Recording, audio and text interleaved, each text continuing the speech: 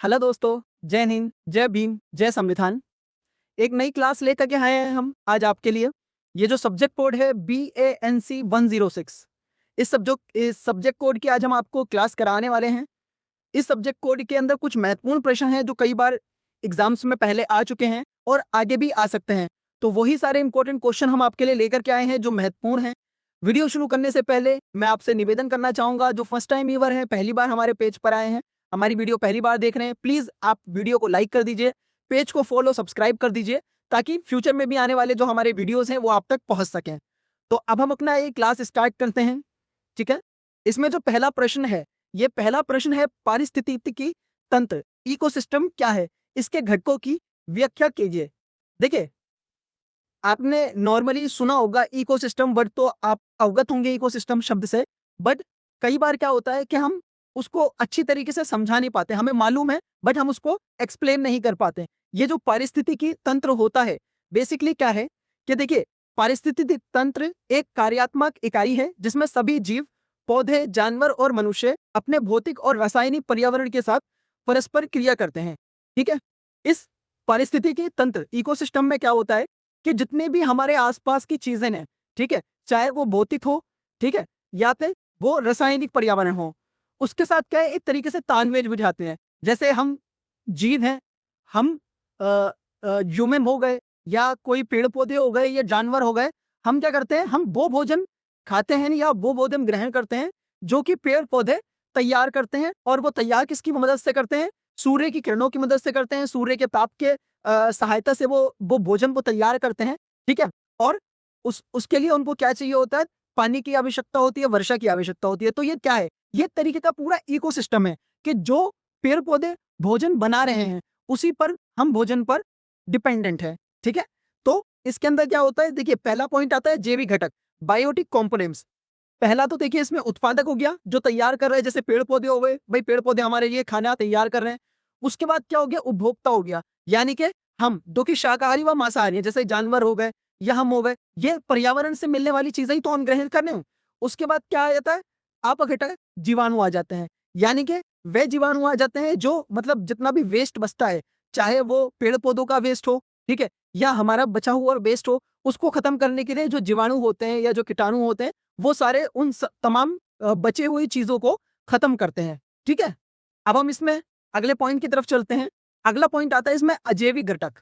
ठीक है, abiotic components, यानी कि जिसमें तापमान हो गया, प्रकाश हो गया, जल, मिट्टी और खनिज हो। अब देखिए, ये जो अजैविक घटक है, जैविक घटक जो होते हैं, वो क्या होता है, एक तरीके से जीवित होते हैं। जैसे हम जो है, हम जैविक घटक में आएंगे, जैसे जानवर हो गए, इंसान हो गए या पेड़ पौधे हो गए। अब अजैविक घटक जो है, वो एक तरीके से जैसे तापमान हो गया, या प्रकाश हो गया, जल हो गई, मिट्टी हो गई और खनिज हो गए। उदाहरण के तौर पर तालाब, जंगल या घास का मैदान। ठीक है, ये पहला प्रश्न हमने आपको बताया। अब हम अगले प्रश्न की तरफ जाते हैं। अगला जो प्रश्न है, इसके अंदर मानव पारिस्थितिकी, ह्यूमन इकोलॉजी को परिभाषित कीजिए। ठीक है, मानव पारिस्थितिकी को हमने एक्सप्लेन करना है।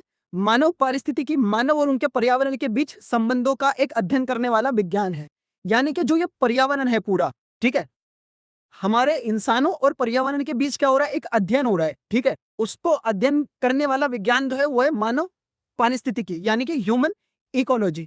इसके तहत ये देखा जाता है कि मानव जातियां अपने अस्तित्व और विकास के लिए जैविक और सांस्कृतिक रूप से प्राकृतिक वातावरण के साथ कैसे तालमेल, अडॉप्शन बिठाती हैं और पर्यावरण को कैसे प्रभावित करती हैं। ठीक है, अब देखिए, हम अगर किसी भी तरह की चीज पर्यावरण से लेते हैं, फॉर एग्जाम्पल अगर हम मान लीजिए भाई पर्यावरण से पर्यावरण का जो पेड़ हैं, पौधे हैं, जंगल हैं, उनसे अगर हम कोई भी चीज लेते हैं, तो बदले में हम उनको क्या दे रहे हैं? बदले में हम उनको क्या चीज अपनी तरफ से, हमारी देन क्या है उनके साथ? ठीक है, तो ये एक तरीके का एक एक मतलब कि पूरा एक इकोसिस्टम चल रहा है कि हम उनसे क्या ले रहे हैं। जैसे भाई जितने भी पेड़ पौधे हैं, ये हमारे लिए क्या तैयार करते हैं? ये हमारे लिए फल तैयार करते हैं, ये हमारे लिए एक तरीके से फूल तैयार करते हैं, हमारे लिए ऑक्सीजन बनाते हैं, पर बदले में हम इनको क्या कह देते हैं? Carbon dioxide. तो ये क्या है? एक तरीके का पूरा एक एक चक्र चल रहा है एक तरीके से। ठीक है, अगले प्रश्न पे आते हैं हम। बर्गमैन का नियम, बर्गमैन्स रूल क्या है? अब बर्गमैन शब्द सुनकर क्या आप स्कूटी की तरफ अपना ध्यान मत कर लेना। जो बर्गमैन स्कूटी आती है वो अलग है और ये बर्गमैन अलग है। जर्मन बी जीव विज्ञानी कार्ल बर्गमैन द्वारा दिया गया ये नियम बताता है कि ठंडी जलवायु में रहने वाले स्तनधारियों और पक्षियों के शरीर का आकार गर्म क्षेत्रों में रहने वाले प्रजातियों की तुलना में बड़ा होता है। अगर आप देखोगे जितने भी स्तनधारी जीव हैं जो कि बर्फीले इलाकों में रहते हैं, उनका जो शरीर होता है वो बड़ा दिखता है।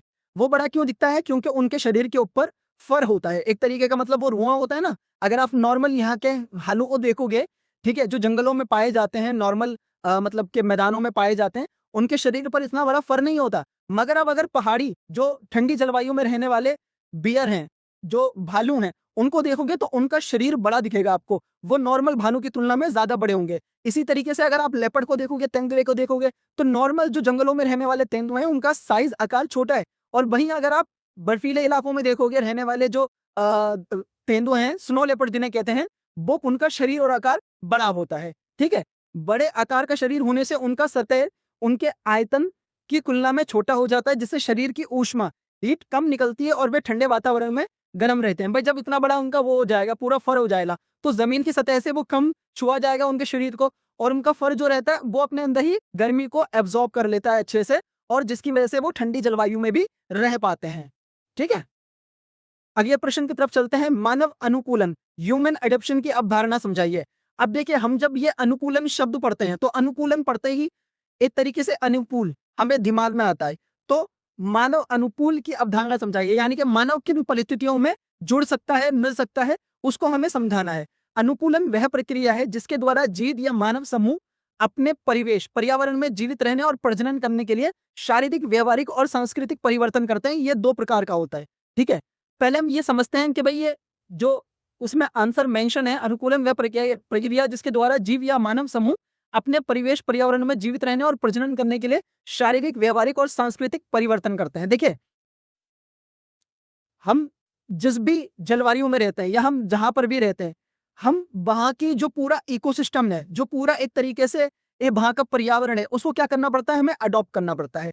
अगर कोई भी व्यक्ति उस मतलब के पर्यावरण को अडॉप्ट कर लेता है, तो फिर उसके जो जीवित रहने और प्रजनन करने के लिए शारीरिक, व्यवहारिक और सांस्कृतिक परिवर्तन करते हैं। मतलब अगर उसको वहां पर अपनी पीढ़ी को बढ़ाना है, या एक मतलब के अपने जीवित, अगर उस पर्यावरण में खुद को जीवित रखना है, तो उसके लिए क्या करना होगा? उसे पूरी तरीके से अपने आप को अपने व्यवहारिक जीवन में बदलाव लाना पड़ेगा, सांस्कृतिक जीवन में बदलाव लाना पड़ेगा, और शारीरिक बदलाव भी चाहिए, क्योंकि इंटरनली भी कुछ उसे बदलाव करने होंगे अपने अंदर, और ऑटोमेटिकली वो उसके बॉडी के ऊपर, शरीर के ऊपर भी बदलाव हमें दिखाई देंगे।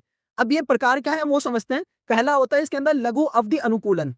थोड़े समय के लिए ऊंचाई, मौसम या ऊंचाई में बदलाव के अनुसार शरीर का ढलना, जैसे पहाड़ों पर जाने पर सांस लेने की दर का सामान्य होना। ठीक है, अगर हम देखें किसी भी पहाड़ी क्षेत्र में जाते हैं, पहाड़ी इलाके में चले जाते हैं, कुछ समय के लिए चले जाते हैं अगर, तो वहां पर क्या होता है कि हमें एक तो अपने लिए वहाँ के मौसम के हिसाब से हमें अपने लिए कपड़े लेने होते हैं, कि भाई अगर हम ठंडे इलाके में जा रहे हैं तो हमें गर्म कपड़ों की आवश्यकता पड़ सकती है।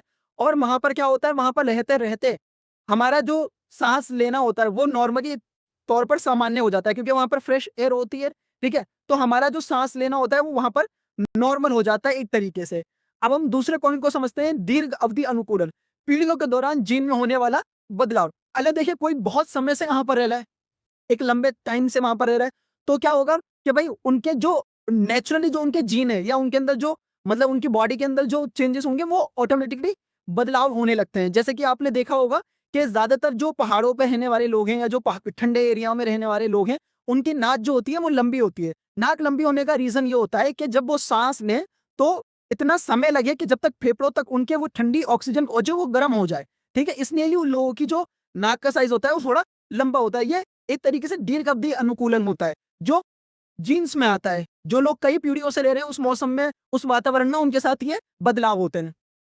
अब बीमारियों के प्रति परिस्थिति के अनुकूलन, इकोलॉजिकल एडेप्शन टू डिसीज पर एक टिप्पणी लिखिए।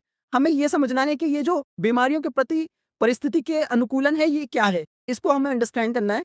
मानव ने विभिन्न भूगोलिक क्षेत्रों में रहने के दौरान संक्रामक और गैर संक्रामक बीमारियों के अनुसार खुद को अनुकूलित किया है। देखिए, जितने भी ह्यूमन है, ठीक है, ह्यूमन्स ने क्या करा है कि ऐसे भौगोलिक क्षेत्रों में रहे हैं कि वहां पर संक्रामक और गैर संक्रामक दोनों तरीके की बीमारियों के रहते हुए भी उन्होंने अपने जीवन को वहां पर अनुकूलित किया है। मतलब वहां के जीवन के अंदर वो ढले हैं।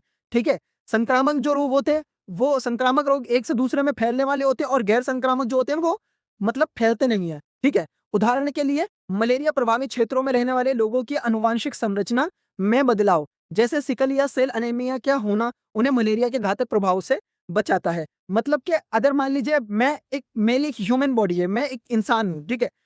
मैं अपने क्षेत्र के अंदर काफ़ी समय से रह रहा हूँ या मैं जिस जलवायु में रह रहा हूँ, वहाँ पर कुछ बीमारियाँ जो हैं वो कॉमन है, वो नॉर्मल हैं। लेकिन अगर कोई और व्यक्ति वहाँ पर आता है या मेरे अंदर कुछ ऐसा कुछ मतलब कि कह सकते हैं कि भाई मेरे अंदर कुछ ऐसा केमिकल इन्फेक्शन है जिसकी वज़ह से क्या होता है कि अगर कोई बीमारी भी है, तो वो उससे वो लड़ सकती है, ठीक है? अगर वो मेरे क्षेत्र में भी बीमारी है, तो मेरी बॉडी इतनी उसके लिए लड़ने के लिए सक्षम है कि वो उस बीमारी को हरा सकती है, ठीक है?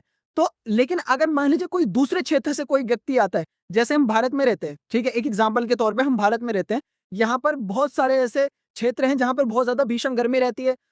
भीषण गर्मी की वजह से आपने देखा होगा कई बार क्या होता है कि हम लोगों को भी घमौरियाँ हो जाती हैं, दाने निकल आ जाते हैं, फोड़े हो जाते हैं, फुंसी हो जाती है। लेकिन वो हमारे लिए एक तरीके से क्या है कॉमन है, एक नॉर्मल सी चीज़ है कि भाई हाँ, गर्मी है, तो वो हमारे साथ हो जाता है और अब मोस्टली लोगों को वो नहीं होता है क्योंकि वो उस परिस्थिति में रहने योग्य हो चुके हैं। पर अगर कोई बाहर से, कोई दूसरे देश से या दूसरी कंट्री से कोई व्यक्ति आता है और अगर उनके साथ वही प्रॉब्लम होती है गर्मी में रहने की वजह से, तो वो उसको एक बीमारी के तौर पर देखेंगे, ठीक है? तो यही वजह होती है कि भाई हम जिस क्षेत्र में रहते हैं, हम जिस एरिया में रहते हैं, वहाँ का जो जितना भी पर्यावरण है, वो हमारे अनुकूलित हो चुका है। पर अगर कोई दूसरे एरिया से, कोई दूसरे क्षेत्र से, कोई दूसरे देश से आएगा, तो उनके लिए वो परिस्थितियाँ अनुकूलित नहीं होंगी, ठीक है? अगले प्रश्न पे चलते हैं अब हम। सांकेतिक अवलोकन, ऑब्जर्वेशन एज़ अ मेथड की व्याख्या कीजिए, ठीक है? सांकेतिक अवलोकन यानी कि मतलब कि जिसका एक वैसा ऑब्जर्वेशन जिसको हम ये समझ पा रहे हैं कि हम जिसको ऑब्जर्व कर पाए। अवलोकन मतलब होता है ऑब्जर्वेशन करना, ठीक है? सांकेतिक एक तरीके से जो संकेत दे रहा हो हमें, ठीक है? मानव पारिस्थितिकी में अवलोकन प्राथमिक डेटा एकत्र करने की एक प्रमुख विधि है। मतलब ये एक तरीके का डेटा इकट्ठा करता है, ठीक है? शोधकर्ता प्राकृतिक परिस्थितियों में जाकर लोगों के व्यवहार, उनकी गतिविधियों और पर्यावरण के साथ उनकी अंतःक्रिया को स्वयं देखते और नोट करते हैं, ठीक है? लोग क्या करते हैं भाई, ये जितनी भी परिस्थितियाँ होती हैं, इन परिस्थितियों में लोगों का एक तरीके से अध्ययन किया जाता है, ठीक है? लोगों को अंडरस्टैंड किया जाता है, उनकी जीवन शैली को देखा जाता है। वो किस तरीके की जीवन शैली जीते हैं, किस तरीके से वो भोजन करते हैं, किस तरीके से रहते, सोते हैं, खाते हैं, ठीक है? ये 2 प्रकार का होता है सहभागी पार्टिसिपेंट और असहभागी नॉन पार्टिसिपेंट। अब देखिए सहभागी हम समझ लेते हैं। सहभागी एक तरीके से पार्टिसिपेंट क्या होता है कि भाई मान लीजिए कुछ लोग हैं जो एक तरीके का अवलोकन करने वाले, ऑब्जर्वेशन करने वाले हैं किसी भी कम्युनिटी के ऊपर या जाति के ऊपर, ठीक है? या जनजाति के ऊपर, ठीक है? अब वो लोग क्या करेंगे, उन लोगों के साथ ही रहेंगे, उन लोगों के साथ रह करके उनको शूट करेंगे, उनके इंटरव्यूज़ करेंगे, उनसे बातचीत करेंगे, पूछेंगे और उनके साथ रह करके पूरे माहौल को अंडरस्टैंड करेंगे कि वो किस तरीके के खाने खाते हैं या किस तरीके का जीवन बसर करते हैं या उनका प्रजनन करने का तरीका क्या है या प्रजनन करने के उनके थॉट क्या हैं, वो सारी चीज़ों पर वो उनका अवलोकन करते हैं। अगर नॉन पार्टिसिपेंट अवलोकन की बात करें तो इसमें क्या होता है, एक छोटा-सा एग्ज़ाम्पल मैं आपको देता हूँ। जैसे एक कक्षा है, उस कक्षा के अंदर बहुत सारे बच्चे हैं, अब उन बच्चों का अवलोकन करना है, उन बच्चों का ऑब्जर्वेशन करना है। तो प्रिंसिपल क्या करेंगे, आराम से पीछे वाली जो सीट होगी वहाँ पर जाकर के बैठ जाएँगे और वो सिर्फ़ नोट करते रहेंगे कि कौन बच्चा क्या एक्टिविटी कर रहा है और उसके बारे में लिखते रहेंगे, ठीक है? ये एक तरीके का नॉन पार्टिसिपेंट अवलोकन हो गया कि भाई मैं पार्टिसिपेंट, उनको मालूम ही नहीं है बच्चों को, लेकिन मैं उनका एक तरीके से अवलोकन कर रहा हूँ, ठीक है? तो ये पार्टिसिपेंट और नॉन पार्टिसिपेंट अवलोकन होता है। अब इसमें हम अगले प्रश्न पे चलते हैं, पर्यावरण तनाव और समस्थिति, एनवायरमेंटल स्ट्रेस एंड होमियोस्टेसिस से आप क्या समझते हैं? ठीक है? देखिए पर्यावरण तनाव तो आप समझ सकते हैं, एनवायरमेंटल स्ट्रेस जब कोई बाहरी पर्यावरणीय कारक जैसे अत्यधिक ठंड, गर्मी या ऑक्सीजन की कमी मानव शरीर के सामान्य कामकाज में बाधा डालता है तो उसे तनाव कहते हैं। यानी कि अत्यधिक ठंड हो जाना, अत्यधिक गर्मी हो जाना या कई बार हमें मौसम में चिड़चिड़ापन होता है तो वो क्या है, एक तरीके से एनवायरमेंटल स्ट्रेस होता है। और दूसरा होता है इसमें समस्थिति, होमियोस्टेसिस। इसके जवाब में मानव शरीर का आंतरिक तंत्र जैसे तापमान को 98.6 डिग्री पर बनाए रखना खुद को संतुलित करता है। हमारे बॉडी के अंदर एक फंक्शन होता है, हमारे बॉडी के अंदर एक मतलब एक क्रिया हो रही होती है जिसे कहते हैं होमियोस्टेसिस। उसका काम क्या होता है कि जितना भी स्ट्रेस हमारे बॉडी के ऊपर पड़ रहा है उसके बावजूद वो जो क्रिया है, वो जो एक तरीके से सिस्टम है, वो क्या करता है, हमारे बॉडी को 98.6 डिग्री पर बनाए रखने का कार्य करता है ताकि बॉडी हमारी नॉर्मल और नेचुरल है। ठीक है? तो ये सारे प्रश्न थे जो कि बहुत इंपॉर्टेंट हैं। कई बार आप इस क्लास को अच्छे से रिवाइंड करके वीडियो को दोबारा देखिएगा ताकि आप अंडरस्टैंड कर सकें ये जो मैंने आपको सारे प्रश्न करवाए। और प्लीज़ प्लीज़ प्लीज़ मैं आप सबसे निवेदन करूंगा, प्लीज़ हमारे वीडियो को लाइक कर दे करिए, पेज को फॉलो कर दिए ताकि फ्यूचर में आने वाले वीडियोस आप तक पहुंच सके। Thank you so much.